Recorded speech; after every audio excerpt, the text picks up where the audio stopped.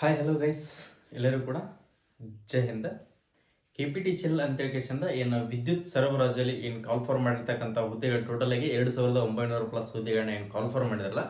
So ಈ ಹುದ್ದೆಗಳಿಗೆ ಇನ್ನೂ ಯಾರಾದರೂ ಅರ್ಜಿಗಳನ್ನ ಸಲ್ಲಿಸಿರ್ಲಿಲ್ಲಪ್ಪ ಅಂತಂದ್ರೆ ಒಂದಿಷ್ಟು ಜನಗಳಿಗೆ ಡೌಟ್ ಇತ್ತು. ಏನಪ್ಪಾ ಅಂತಂದ್ರೆ ನಾವೀಗ ಬೆಂಗಳೂರು ಹಾಕಿದೀವಿ, ನಾವು ಮಂಗಳೂರನ್ನ ಚೇಂಜ್ ಮಾಡ್ಕೊಳ್ಬಹುದಾ, ಇದೊಂದು ಡೌಟ್ಸ್ ಇದೆ. ನೆಕ್ಸ್ಟ್ ಅಪ್ಲಿಕೇಶನ್ ಅನ್ನ ಹಾಕಿದೀವಿ, ಬಟ್ ನಮ್ದು ಪೀರ್ ಶಿಫ್ಟ್ ಅಂದ್ರೆ ಪೋಸ್ಟ್ಗೆ ಕಟ್ಟುವಂತ ಚಾನಲ್ ಜನರೇಟ್ ಆಗ್ತಾ ಇಲ್ಲ.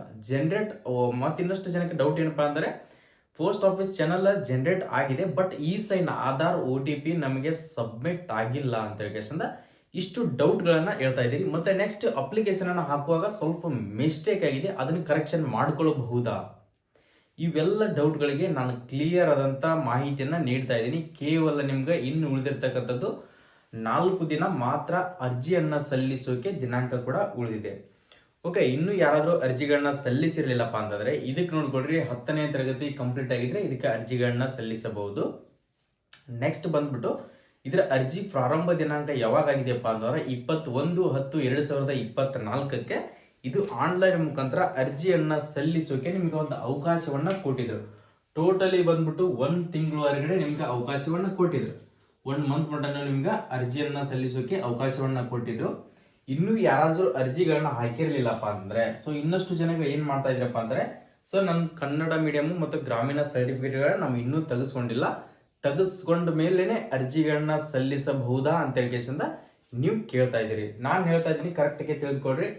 ಅದು ಕನ್ನಡ ಮೀಡಿಯಂ ಗ್ರಾಮೀಣ ಸರ್ಟಿಫಿಕೇಟ್ ಅನ್ನ ತೆಗೆಸ್ಕೊಳ್ಳಿರ್ಲಿಲ್ಲಪ್ಪ ಅಂತಂದ್ರೂ ಕೂಡ ಎಸ್ ಅಂತ ಆಪ್ಷನ್ ಕೊಟ್ಕೊಂಡ್ಬಿಟ್ಟು ನೆಕ್ಸ್ಟ್ ನೀವು ಅಪ್ಲಿಕೇಶನ್ ಹಾಕಿದ್ಮೇಲೆ ಹಾಕಿದಂತ ಡೇಟ್ಗಳನ್ನ ಬರ್ಸ್ಕೊಂಡು ನೀವು ಕನ್ನಡ ಮೀಡಿಯಂ ಸರ್ಟಿಫಿಕೇಟ್ ಮತ್ತು ಗ್ರಾಮೀಣ ಮೀಡಿಯಂ ಸರ್ಟಿಫಿಕೇಟ್ಗಳನ್ನ ಫಿಲ್ ಮಾಡಿಸ್ಕೊಂಡು ಸೈ ಮಾಡಿಸ್ಕೊಳ್ಬೇಕಾಗತ್ತ.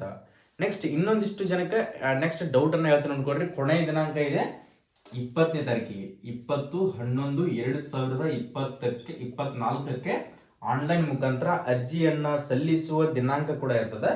ನೆಕ್ಸ್ಟ್ ಬಂದ್ಬಿಟ್ಟು 25/11/2024 ನೀವು ಅಪ್ಲಿಕೇಶನ್ ಹಾಕಿರ್ತಕ್ಕಂಥದ್ದನ್ನ ಪೀರ್ ಶಿಫ್ಟ್ ಏನ್ ಬಂದಿರ್ತಲ್ಲ ಪೋಸ್ಟ್ ಮುಖಾಂತರ ಚಾನಲ್ ಅನ್ನ ಕಟ್ಟೋದು, ಅದು 25ನೇ ತಾರೀಕಿನವರೆಗೆ ನಿಮ್ಮ ಪೋಸ್ಟ್ ಆಫೀಸ್ ಫೀಸ್ ಚಾನಲ್ ಅನ್ನ ಕಟ್ಟೋಕೆ ಅವಕಾಶ ಇರ್ತದೆ. ಈ ಫೀಸ್ ಅನ್ನ ಕಟ್ಟಿಬಿಟ್ಟು ನೀವು ಒಂದು 2-3 ದಿನ ಬಿಟ್ಬಿಟ್ಟು ನೀವು ಯಾವ ಸೈಬರ್ ಸೆಂಟರ್ ನಲ್ಲಿ ಅರ್ಜಿಗಳನ್ನ ಸಲ್ಲಿಸಿದ್ರಲ್ಲ, ನೀವು ಯಾವ ನೆಟ್ ಸೆಂಟರ್ಗೆ ಅರ್ಜಿಗಳನ್ನ ಹಾಕೊಂಡಿದ್ರಲ್ಲ, ಅಲ್ಲಿ ಹೋದ್ಮೇಲೆ ನಿಮ್ದು ಅಪ್ಲಿಕೇಶನ್ ಫಾರ್ಮ್ ಬರುತ್ತೆ. ಅಪ್ಲಿಕೇಶನ್ ಫಾರ್ಮ್ ಪೇಮೆಂಟ್ ಸಕ್ಸಸ್ ಆಗಿದೆಯೋ ಇಲ್ಲೋ ಅಂತ ಹೇಳಿ ಒಂದು ಫಾರ್ಮ್ ಬರುತ್ತಾ, ಆ ಫಾರ್ಮ್ ಅನ್ನ ಹೋಗಿ ತೆಗೆಸಿಟ್ಕೊಳ್ಬೇಕಾಗತ್ತ. ಅಕಸ್ಮಾತ್ ನೀವು ಫೀಸ್ ಕಟ್ಟಿದ್ದು ಪೇಮೆಂಟ್ ಸಕ್ಸಸ್ ಆಗಿರ್ಲಿಲ್ಲಪ್ಪ ಅಂತಂದ್ರೆ ನಿಮ್ಮದು ಡೈರೆಕ್ಟ್ ಆಗಿ ಅಪ್ಲಿಕೇಶನ್ ಕೂಡ ರಿಜೆಕ್ಟ್ ಆಗುವಂತ ಚಾನ್ಸಸ್ ಇರ್ತದೆ. ಹೋಗಿ ಸೈಬರ್ ಸೆಂಟರ್ಗೆ ಹೋಗಿ ಅಪ್ಲಿಕೇಶನ್ಗಳನ್ನ ಪ್ರಿಂಟ್ ಅನ್ನ ತಗೊಳ್ರಿ. ನೆಕ್ಸ್ಟ್ ಬಂದ್ಬಿಟ್ಟು ಕಂಪ್ನಿಗಳನ್ನ ಚೇಂಜ್ ಮಾಡ್ಬೋದಾ, ಯಾಕಪ್ಪ ಅಂದ್ರೆ ನಾನೀಗ ಬೆಸ್ಕಾಮ್ ಹಾಕಿದೀನಿ ಅಂತ ತಿಳ್ಕೊಳ್ರಿ. ಬೆಸ್ಕಾಮ್ ಹಾಕಿದಂತಂದ್ರೆ ನಾವು ಹೆಸ್ಕಾಮ್ ಹಾಕೋಕೆ ಬರ್ತಾ ಅಂತ ಹೇಳಿಂದ ಇದು ಯಾವುದೇ ತರನಾದಂತ ಚೇಂಜಸ್ ಆಗೋದಿಲ್ಲ. ನೀವು ಯಾವ ಕಂಪನಿಗೆ ಹಾಕಿದಿಲ್ಲ ನಿಮ್ದು ಮಾತ್ರ ಅಲ್ಲಿಗೆ ಮಾತ್ರ ಅಪ್ಲಿಕೇಶನ್ ಕಂಪ್ಲೀಟ್ ಆಗಿರ್ತದೆ. ಇದರಲ್ಲಿ ಯಾವುದೇ ತರನಂತ ಚೇಂಜ್ ಮಾಡೋಕೆ ಅವಕಾಶ ಇರೋದಿಲ್ಲ. ನೆಕ್ಸ್ಟ್ ಅಪ್ಲಿಕೇಶನ್ ಹಾಕುವಾಗ ಒಂದಿಷ್ಟು ಜನಗಳು ಮಿಸ್ಟೇಕ್ ಅನ್ನ ಮಾಡಿರ್ತೀರ. ಏನಾದ್ರೂ ಡೇಟ್ ಆಫ್ ಬರ್ತ್ ಆದ್ರೂ ಆಯ್ತು, ನೆಕ್ಸ್ಟ್ ನಿಮ್ಮ ನೇಮ್ ಆಯ್ತು, ನೇಮ್ ನಲ್ಲಿ ಏನೋ ಒಂದು ಸ್ಪೆಲ್ ಮಿಸ್ಟೇಕ್ ಆಗಿದ್ರೆ ಅದಕ್ಕೆ ಏನಾದ್ರೂ ಕರೆಕ್ಷನ್ ಡೇಟ್ ಅನ್ನ ಕೊಡ್ತಾರ. ಇವರು ನೋಟಿಫಿಕೇಶನ್ ಕೊಟ್ಟಿರೋ ಪ್ರಕಾರ ಯಾವುದೇ ತರನಾದಂತ ಅರ್ಜಿಗಳನ್ನ ಸಲ್ಲಿಸುವುದಾದ್ಮೇಲೆ ಮಿಸ್ಟೇಕ್ ಆದ್ರೆ ನಾವು ಯಾವುದೇ ತರನಂತ ಕರೆಕ್ಷನ್ ಮಾಡೋಕೆ ಅವಕಾಶವನ್ನ ಕೊಡೋದಿಲ್ಲ ಅಂತ ಹೇಳಿಕೆಸಿಂದ ಅವರು ಡೈರೆಕ್ಟ್ ಆಗಿ ಮೆನ್ಷನ್ ಅನ್ನ ಮಾಡಿದ್ದಾರೆ. ಅಕಸ್ಮಾತ್ ಏನಾದ್ರೂ ಮಿಸ್ಟೇಕ್ ಆಗಿದ್ರೆ ಏನೋ ನಿಮ್ದು ಡಾಕ್ಯುಮೆಂಟ್ ವೆರಿಫಿಕೇಶನ್ ದಲ್ಲಿ ಏನಾದ್ರೂ ಜಸ್ಟ್ ಒಂದು ಸ್ವಲ್ಪ ಮಿಸ್ಟೇಕ್ಗಳಾಗಿದ್ರೆ ರಿಕ್ವೆಸ್ಟ್ ಅನ್ನ ಮಾಡ್ಕೊಳ್ಬಹುದು. ಓಕೆ, ಅದನ್ನ ಬಿಟ್ರೆ ಏನೂ ಕೂಡ ಇದರಲ್ಲಿ ಚಾನ್ಸಸ್ಗಳ ಇರೋದಿಲ್ಲ. ಅಪ್ಲಿಕೇಶನ್ ಹಾಕಿದಾದ್ಮೇಲೆ ನೀವೇನು ಡಾಕ್ಯುಮೆಂಟ್ ವೆರಿಫಿಕೇಶನ್ ಫೈನಲ್ ಸೆಲೆಕ್ಷನ್ ಆದ್ಮೇಲೆ ಲಿಸ್ಟ್ ನಲ್ಲಿ ನೇಮ್ ಬಂದ್ಮೇಲೆ ನೀವು ರಿಕ್ವೆಸ್ಟ್ ಮಾಡ್ಕೊಂಡು ಏನಾದರೂ ರಿಕ್ವೆಸ್ಟ್ ಮಾಡ್ಕೊಂಡಾಗ ಅವ್ರು ಏನಾದರೂ ಸರಿಪಡಿಸ್ಕೊಂಡ್ರೆ ಮಾತ್ರ ನಿಮ್ಮ ಫೈನಲಿ ಸೆಲೆಕ್ಷನ್ ಆಗ್ತೀರಿ. ಇದನ್ನ ಬಿಟ್ರೆ ಮತ್ತೆ ಯಾವುದು ಕೂಡ ದಾರಿ ಇರೋದಿಲ್ಲ. Okay, post office channel generate ಆಗ್ತಿರ್ಲಿಲ್ಲಪ್ಪ ಅಂದ್ರೆ ಕರೆಕ್ಟ್ ಆಗಿ ಬಹಳ ಟೈಮಿಂಗ್, ಯಾಕಂದ್ರೆ ಬಹಳ ಸರ್ವರ್ ಬಿಸಿ ಬರುತ್ತೆ. ಇನ್ನೂ 4 ದಿನಪ್ಪ ಅಂದ್ರೆ ಬಹಳ ಬಿಸಿ ಬರ್ತೈತಿ. ಯಾರಿಗಾದ್ರೂ ಕಾಂಟ್ಯಾಕ್ಟ್ ಮಾಡಿ. ನೀವು ಮೊಬೈಲ್ನಲ್ಲಿ ಕೂಡ ಯಾರು ಕೂಡ ಟ್ರೈ ಮಾಡಕ್ ಹೋಗ್ಬೇಡ್ರಿ.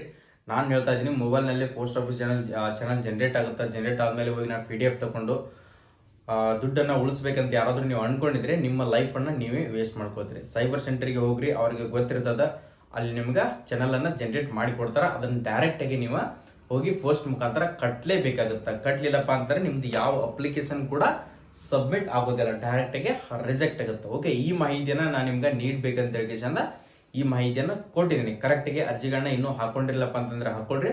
ಹಾಕೊಂಡವರು ಕೂಡ ಈ ಸೈನ್ ಆಗಿದೆ ಇಲ್ಲೋ ಚೆಕ್ ಮಾಡ್ಕೊಳ್ರಿ. ನೆಕ್ಸ್ಟ್ ನಿಮ್ಮ ಫೀ ಕಟ್ಟಿರ್ತಕ್ಕಂಥ ಪೇಮೆಂಟ್ ಆಗಿದೆಯೋ ಇಲ್ಲೋ ಅದನ್ನು ಕೂಡ ಚೆಕ್ ಅನ್ನ ಮಾಡ್ಕೊಳ್ರಿ. ಓಕೆ, ಎಲ್ಲರಿಗೂ ಕೂಡ ಆಲ್ ದಿ ಬೆಸ್ಟ್.